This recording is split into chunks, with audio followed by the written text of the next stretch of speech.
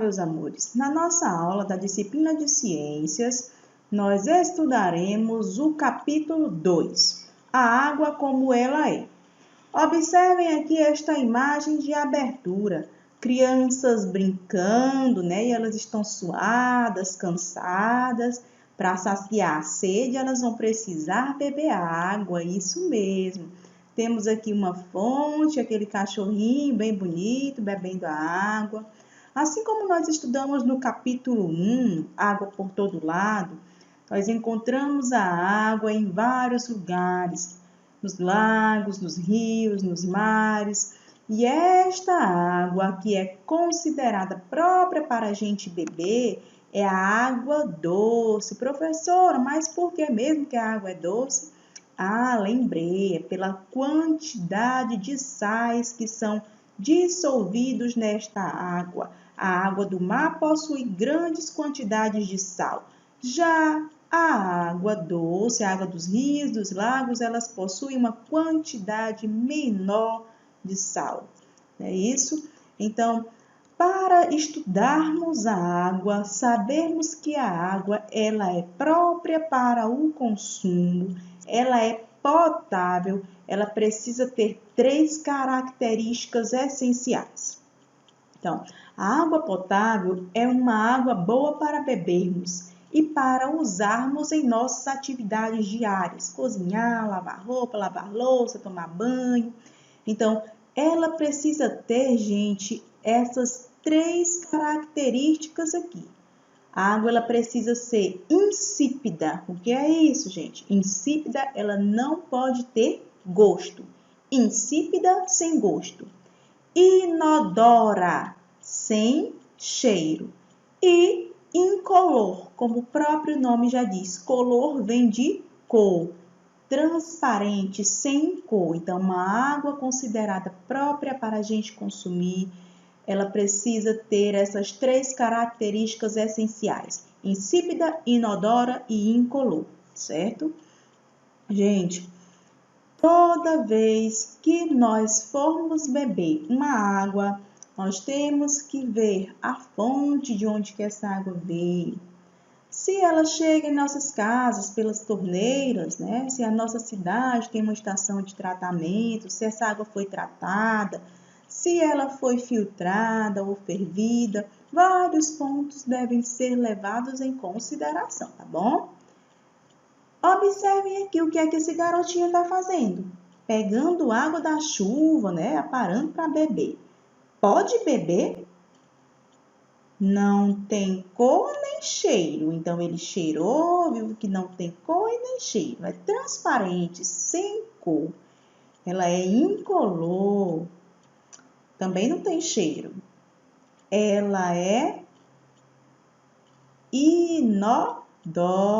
Isso. Aí ele diz, não tem cor nem cheiro. Aí a mãe abre a porta ligeiro e diz, não beba. Essa água, Francisco, não pode beber. Por que será, meus amores, que não pode beber essa água que vem da chuva? Vamos refletir. Essa água que chegou aqui no copinho do Francisco, ele está pegando ela, mas passou pelo telhado, né? As telhas da casa dele tá suja, cheia de poeira, de micróbios, de xixi de animais, por exemplo. Então, essa água ela não foi tratada, ela não é própria para o consumo, ela não é considerada potável, embora ele está dizendo que ela não tem cheiro e nem cor, certo? A água, para ser consumida, ela precisa passar por tratamento. Então, a água da chuva, assim como o gelo que se acumula no alto das montanhas, ela é praticamente pura, né? Quando cai lá do céu. Mas ela passa por áreas poluídas. No caso do desenho anterior, a área poluída foi o telhado da casa do Francisco. E com isso, ela pode adquirir impurezas. O que são essas impurezas, professora? São as substâncias que não devem estar presentes em uma água potável, né? Tem sujeiras. E também ela pode conter substâncias tóxicas, substâncias que vai fazer mal à saúde do Francisco, vai fazer mal à nossa saúde.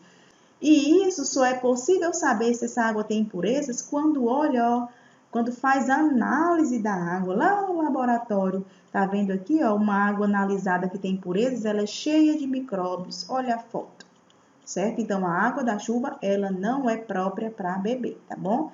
Ela pode ter outras utilidades, né? Pode ser usada para dar água aos animais, para aguar as plantas, você pode aparar para estar lavando o quintal, lavar o carro, para esse tipo de coisa. Ela pode ter também outras utilidades, certo? Quase tudo se dissolve em água. Ah, professora, já a gente utiliza a água de várias formas e ela dissolve algumas coisas realmente. A Cintia colocou aqui o exemplo, né? Tem um limão, tem um copo com água e esse limão com esse copo de água misturados deu uma bela limonada. Isso mesmo. Se você já preparou uma limonada, deve ter notado que o suco de limão se misturou facilmente com a água.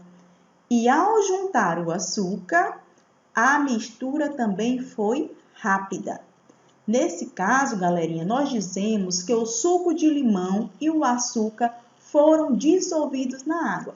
Você pegou o copo, colocou a água, espremeu o limão, misturou, colocou uma colherzinha de açúcar, misturou. Você, ao tomar, percebeu que o açúcar está presente. Você não consegue ver porque ele dissolveu, ele desmanchou. Então, quase tudo se dissolve na água. Nós vamos ver já já porque tem outras coisas que não se dissolvem, que só se misturam. No caso, o açúcar se dissolve, certo? Podemos perceber quando a gente toma o suco, pelo sabor. Só que dissolver é diferente de misturar. Oh, gente, professora, pode explicar melhor. Vamos lá.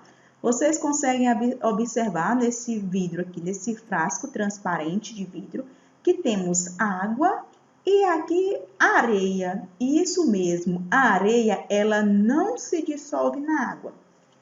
Quando você coloca a areia, você mexe, ela vai misturar e a areia vai descer lá para o fundo do vidro, como ficou aqui. Misturou, mas não dissolveu. Tá aí a diferença, tá bom? Observem melhor. No livro de vocês, lá na página 18, vocês vão fazer uma experiência em casa com o papai e com a mamãe. Saber quais são os produtos que se dissolvem e os que só se misturam, tá bom? Lá na primeira questão da página 18, eu coloquei aqui alguns exemplos para vocês já terem a noção de como será essa experiência. Temos um copo de vidro, você vai precisar de um copo de vidro, colocou água e neste outro copo tem óleo. Quando junta os dois ingredientes, a água mais o óleo, você vai observar que a água vai ficar embaixo e o óleo na parte de cima. Isso mesmo, ele não se dissolve, é apenas uma mistura, porque podemos perceber tanto o óleo como a água, só em olhar. Não é para tomar, só em olhar. Já aqui, ó, nós temos água e sal. Quando você misturou, botou lá, mexeu, o sal, gente, ele dissolveu. Você só vai saber se tem sal nessa água se você provar, né? Pelo gosto. Você não vai conseguir ver lá no fundo o sal. Tem que mexer bem, tá bom? Então, no livro de vocês vão fazer essas experiências. Tem 5 experiências para vocês fazerem e vão dizer se dissolve ou não. Se dissolver, você coloca sim. Se não dissolver, você coloca não, tá bom? A tia Cintia aguarda. Aí, você pode tirar foto para me mandar também, certo? Vocês realizando essa experiência. E vamos continuar aqui o nosso conteúdo. De onde vem a água que chega até as nossas torneiras? Estudamos lá no capítulo 1 que a água é proveniente de várias fontes. E nas nossas cidades existe um lugar chamado estação de tratamento, que é onde a água é tratada. Isso mesmo. A água ela vem lá do rio, no caso da cidade de Floriano, ela vem lá do rio do Parnaíba, vai lá para a estação de tratamento, a estação de tratamento de água, ETA, é a AGESPISA. Ela vai através de canos, lá a água é tratada, passa por todo o processo e aí ela vai chegar às nossas casas, né, por meio dos canos também. chega nas torneiras, a gente usa para tomar banho, para aguar as plantas, escovar os dentes, preparar os alimentos, tem várias utilidades. Aqui está mostrando, aqui como se fosse o rio, ele vai passar por esses canos, aqui é como se fosse a estação de tratamento, a água foi tratada e a água chegando às nossas casas. Gente, tem casas que possuem caixas de água para armazenar a água, só que nós devemos estar atentos ao tratamento dessa água, à limpeza dessa água que fica nesse recipiente, tá bom? Nas caixas de água. Bora ver o que é que precisa fazer. Tudo que está misturado à água e não se dissolve pode se acumular nas caixas de água das residências e acabar indo para o fundo, fica lá no fundo da caixa a sujeira. Então, para isso é importante fazer a higienização das caixas de água, tá bom? A cada 6 meses. Você deve tirar toda a água presente nela, lavar bem, misturar com cloro e depois secar. Aí você pode estar utilizando a água novamente. É importante fazer isso a cada 6 meses, galerinha. Mas para onde vai essa água depois que nós usamos em nossas casas? A água que você usou para lavar a louça, a água que você usou no banho, né, misturada com vários sabão. Gente, toda essa água tem que ter um tratamento, tem que ter um cuidado. Ela não pode ser simplesmente só jogada no esgoto, que esse esgoto ele vai parar no rio. Ela precisa ser tratada para perder todo ou qualquer material que está misturado a ela.